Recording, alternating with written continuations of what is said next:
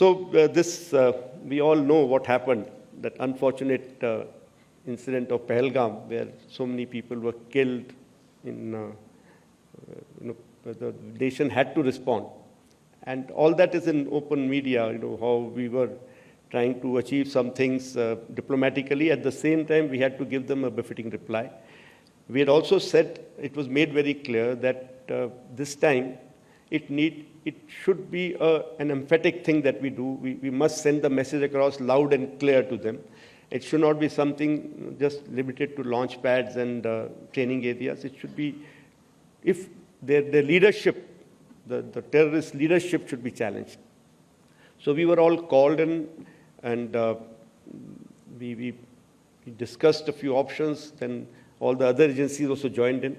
And then we decided on those 9 targets. I don't know how clear it is here.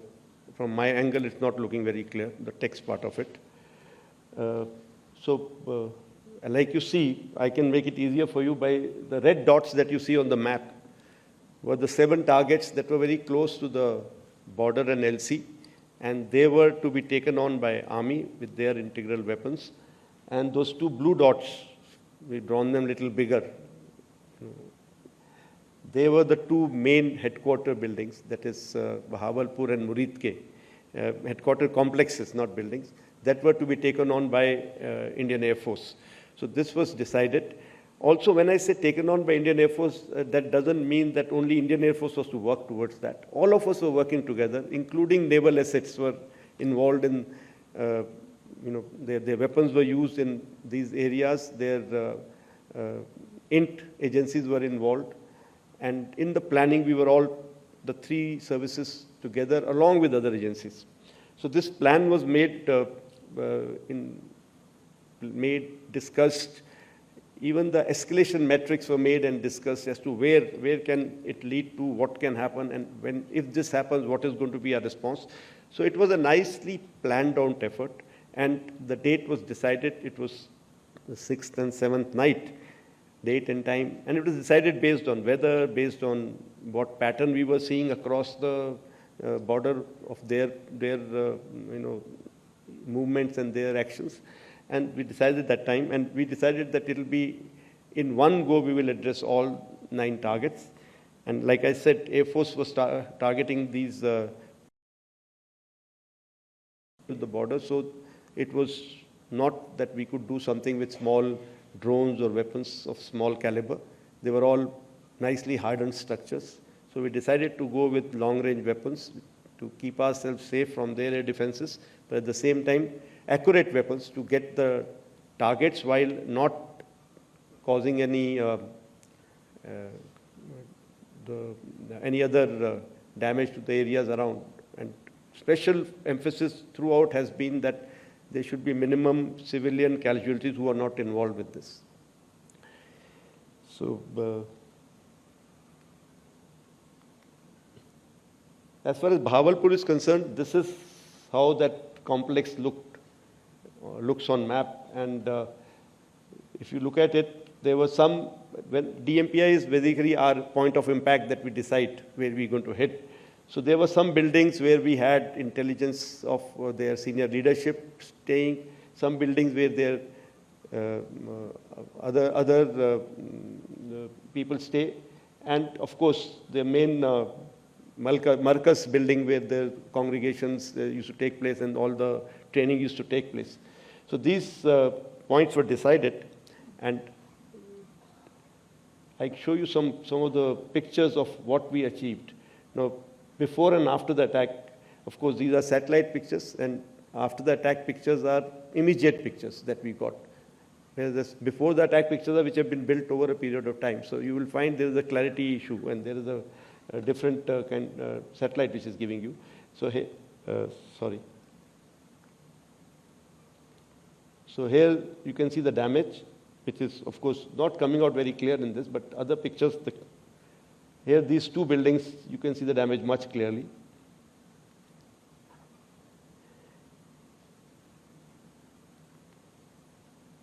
Again, another big set of buildings, and you see the damage that is coming out. What I can show you here is there's hardly any collateral that you see. Of course, from that distance, it is not very easy to make out, but still all the adjacent buildings are fairly intact. The buildings that were targeted were based on intelligence. And this is the main building of theirs, where the weapons have gone in, and it's badly damaged. Now, one thing which was good this time was that not only did we have these satellite pictures, we also had a lot of input from the locals, media, which was giving us the inside pictures, because these were areas which were open to public kind of areas also.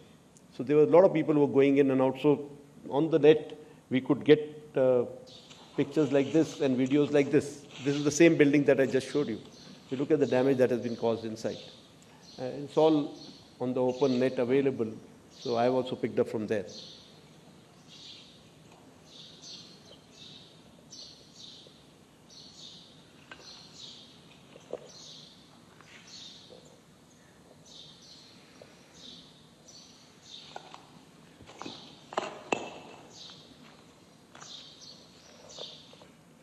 So this target was about 100 kilometers away from the border. We did not have a way to send a BDA mission that far away. So the damage assessment has been done based on only the, or accuracy assessment has been done based on damage that we see on the pictures from the satellites and also what we got from the media. As far as Muridki is concerned, this is what it was, the LET headquarters. This is shifted. I think something is 1 minute.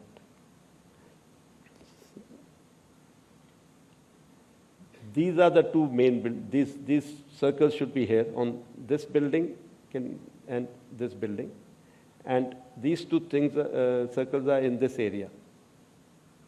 This again is their, if I can say, the senior leadership's residential area where they were staying. And these were their office building and their building where they used to get together to conduct their meetings. This is one of the videos that we have because this was within our range. So we could get this video from the weapon itself. If you notice here, somewhere here was the first impact of the previous weapon. And if you see the next one now, the video continues. You can see the smoke of the previous weapon somewhere here. And this weapon is for the main building, that big building that we see.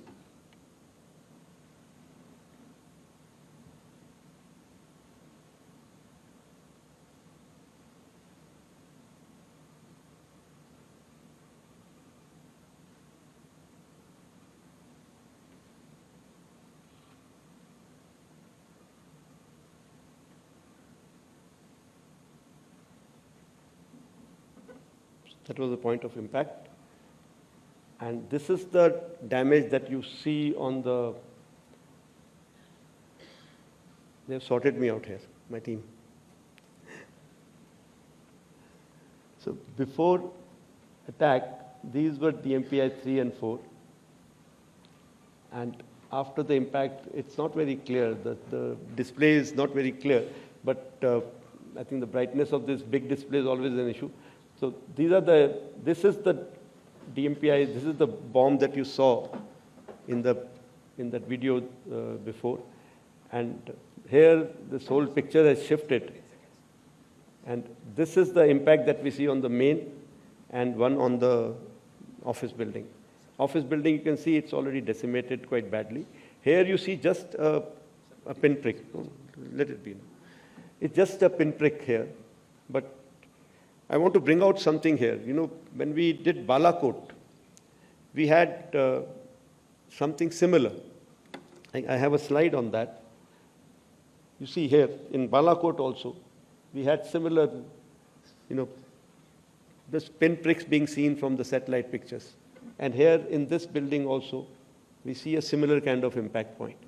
And in Balakot, we could not get anything from inside, and it became a big issue, trying to tell our own people, unfortunately our own people, as to what we have been able to achieve. We had intelligence of what has gone on inside. We had intelligence of human kind of intelligence, where we had very clear picture of inside in terms of there had been huge damage. There have been so many terrorists which have been neutralized. But we could not convince our own people that, look, we have achieved that. But this time, again, a thing like this would have given us the same problem. But we were lucky, and we got these videos on the open. This is the same building from inside. You see the amount of damage that it has created, because all these penetration weapons, the sound is from that video. So they cause this kind of damage. Whereas from outside, you get a feeling as if it's just a small hole. So I'm very happy that this time we were able to, take care of that ghost of Balakot, that we were able to tell the world what we have achieved. Coming back to Sindoor, again, after this, what we did, we were able to, we were able to very clearly understand that we have achieved our objectives. Some similar damage was done all the other 7 targets of the army. We had the pictures very clear. We had the videos from here and there. We had our all intelligence reports. So when we were confident that we've been able to address what we wanted to address, a message was sent to their DGMO, through our DGMO, Director General Military Operations, that we don't mean to have anything to do with the military, in the sense our objective was only to strike the terrorist targets, to take the revenge of this, what they have done to us. And we have no military aspirations, no intent to attack any military targets. So we can call it off here. But they, unfortunately, did not agree. They said, no, we will take a call. आपने हमें मारा है, अब हम मारेंगे, फिर देखेंगे, फिर बात करेंगे. These are kind of words they spoke. So we continued to be cautious. We knew they will do something. So that 7th, 8th night, if I can call it, 8th, 9th night, those 2 nights we had a lot of loiter munitions, drones, small-scale weapons, some drones which were basically to saturate our systems at many of our airfields and many of the army installations that were spotted. Of course, that created a little bit of panic in the public around. The public around started spotting even low Earth orbit satellites and reporting them as drones. So the number of drones multiplied. Just imagine if there's a LEO satellite, let's say 4 or 5 of them, which are being spotted in one part of the city. For them, it will appear it is towards the east, and that chap reports, I see 4 towards my east, or very close to me towards this direction, or right over me, or something like that. And same thing is reported by 5 more people in the same city, from different corners, because it's like everybody reporting, I've got 1 sun in my area. And we keep adding and say, oh, there are so many suns over there today. So that is what happened that night, those 2 nights. So a lot of reports that we got were even these reports, and it was becoming very difficult to filter out. But our local commanders did exceptionally well. They were able to take charge of the situation, and many of the actual ones were neutralized using our own anti-drone systems, using our own even anti-aircraft guns were used to neutralize some of those drones which came over us. And what happened was many of them were not weaponized, because when we realized that they were actually, either they were doing some kind of survey, or they wanted to saturate our system so that we can open our air defenses, open up our radars, and they can get some airlift from us. There were few of them which were weaponized, and our anti-drone systems really worked very well, and we were able to get rid of, we were able to survive those attacks without a single damage to our any of the installations. And in response, we also sent our loiter munitions to some of their radar targets or SAGW targets which were close to our bases, close to our border. And we did achieve some success in that. Some of them, of course, were sending videos back to us so we could get that, the result immediately. Some of them, of course, we had to wait for our satellite imagery to come in. So we did achieve some success in that, and we kept ourselves very calibrated. We did not want to escalate unnecessarily, because for us, the immediate, the Operation Sindoor, the objectives were to take care of terrorist camps and terrorist infrastructure, and that was taken care of. So here is one of the videos that we have of a radar being attacked by one of our loiter munitions. This is the control cabin, which is the which has been attacked. I've cut it short a bit because after this it goes into where the system can be seen, which system we are operating, which I want to not give out in open. Some of the pictures of other radars, Arifwala, here after the radar attack, you can see there are soot marks here. Again, not very clear to a layman, but the specialists, when they analyze these pictures, they tell us what exactly the damage has been, and it can be blown up in our own system.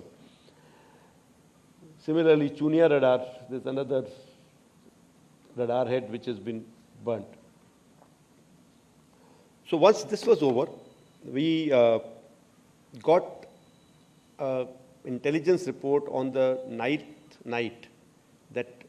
evening, I will say, that they are planning something big. And next 48 hours are very critical. And also, we also decided that if they attack any of our installations, military installations, we are going to reply with military, attacking their military installations, which matter to them.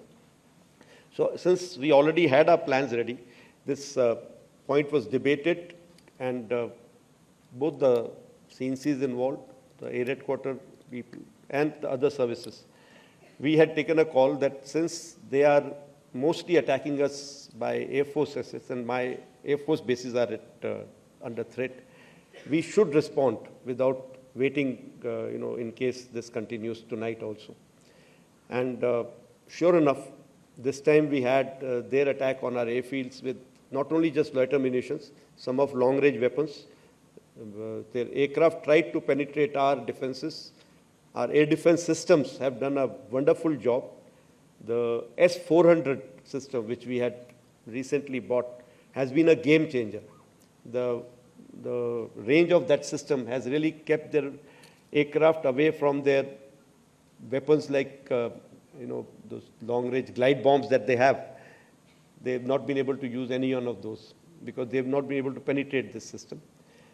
And during our first night, sixth, seventh night, also air defense system had ensured that when they did their repost, their fighter aircraft was threatened. That time they had come with some of those long-range weapons which they were able to penetrate into our defenses in Balakot time, if you remember. Some of the army, some of the bombs had fallen very close to army area. But this time, since we were ready to use our long-range weapons of surface-to-air guided weapons, they were deterred. I think initially we found the build-up taking place, very massive build-up taking place. But once the first missile was fired from our side, from the ground, we suddenly found that that dissipation of that build-up. Also, we have some kills that we have got from our SHW systems, because every time you fire a weapon on a track, you do get a feedback as to whether it is to be treated as a kill or not, because till when is that blip remaining and where is your missile going. So that I will talk about a little later. So 9th, 10th night again, a large number of their attacks on most of our airfields.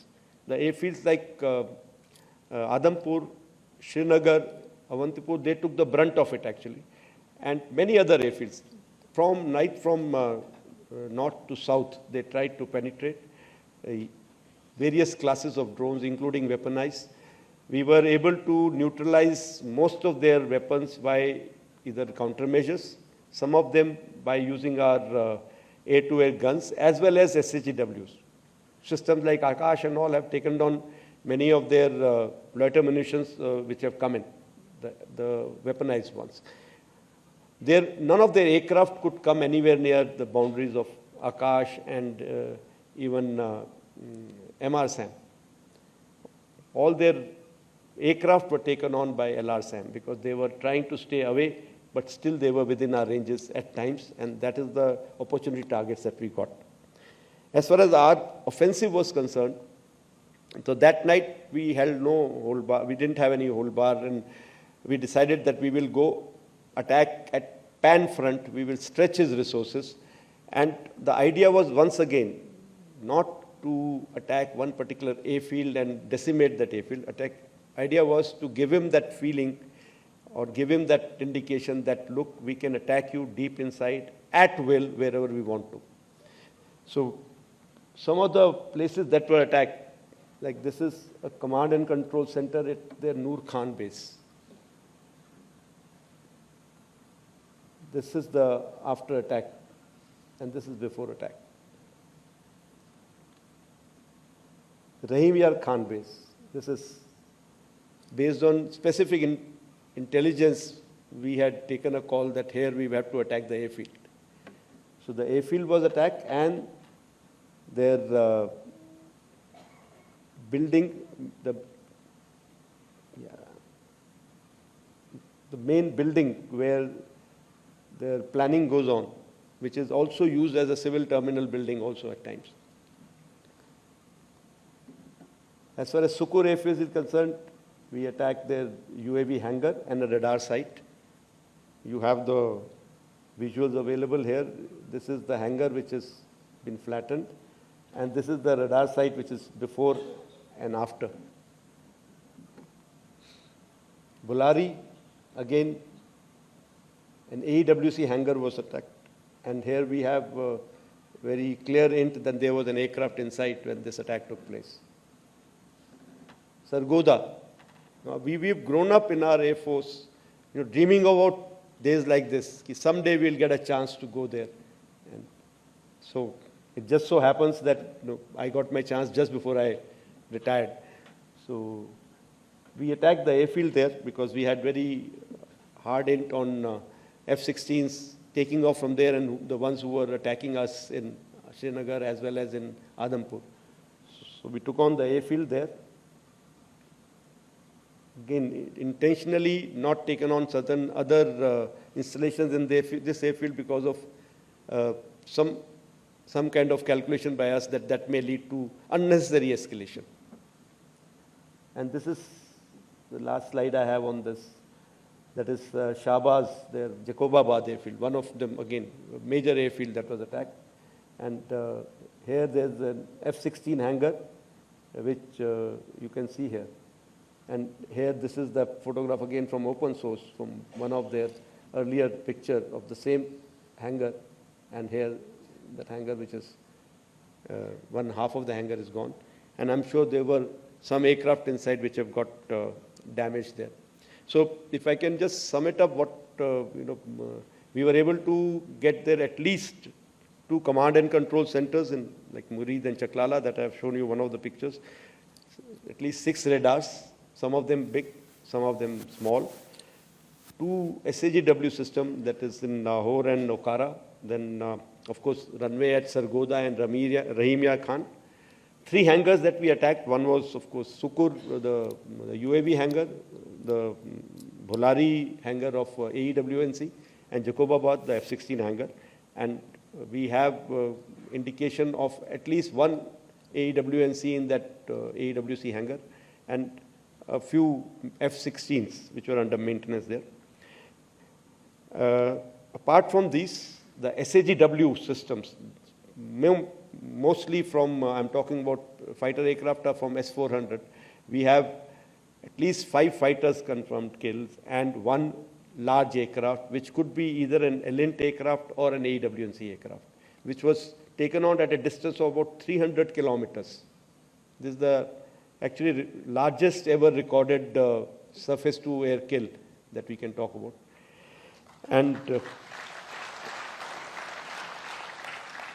apart from, of course, this, there are a large number of UAVs, drones. There are some of their missiles which have fallen in our territory. We have recovered a lot of wreckage from these, which now is being studied so that we can make out what did they do, where were they launched from, what route did they follow, what kind of system do they have, whether they have, what generation those systems belong to, what all features do they have. So that study is going on, and it is going on even in coordination with DRDO. If required, we will also take some other industries' help for that. So I can say that it was, more of the high-tech war which was fought. In about 88, 90 hours of war, we were able to achieve, so much of damage to their system that it was very clear in their mind that in this current situation, if they continue, they are going to continue paying for it more and more. So they have come forward and sent a message again through DGMO कि हम बात करना चाहते हैं, and which was accepted from our side. And when I say our side, it's not just the Air Force, it's the joint decision that was taken, and it was taken even at the highest level. Why was that accepted? There have been a lot of debates which are going on. I will touch about it a little during continue in my talk. So that actually brings me to the end of my slides. Now, I want to talk about something like, if I can say, what were the reasons for success? One, which I can think of, is that there was political will. I'm being very, very candid here, very open here, because I hear various versions of it. I think if I tell you something, people will have to believe, because I was there listening to everybody, attending every meeting. There was very clear political will, very clear directions which were given to us, and there were no kind of restrictions which were put on it. Many people have spoken somewhere. Unfortunately, everybody is speaking about it. कि कुछ ना कुछ मैं बोल दूंगा इस बारे में. So there have been talks about, was there any restriction? Were you kept constrained? If there were any constraints, they were self-made. We, the forces, decided what will be our rules of engagement. We, the forces, decided what will be the escalation ladder that we want to ride on. We decided how we want to control the escalation. So I want to make it very clear. There were no, I repeat, no restrictions on us. Full freedom was given to us to plan and execute. I must say that, that our attacks have been calibrated because we wanted to be mature about it. A little bit on that I'll come to later. There was synchronization between forces. All four of us, CDS, the three chiefs. I must say here that the post of CDS has made a difference there. He was there always to get us together, discuss things out, iron things out. Wherever required, we all used to go to the senior leadership and discuss things out.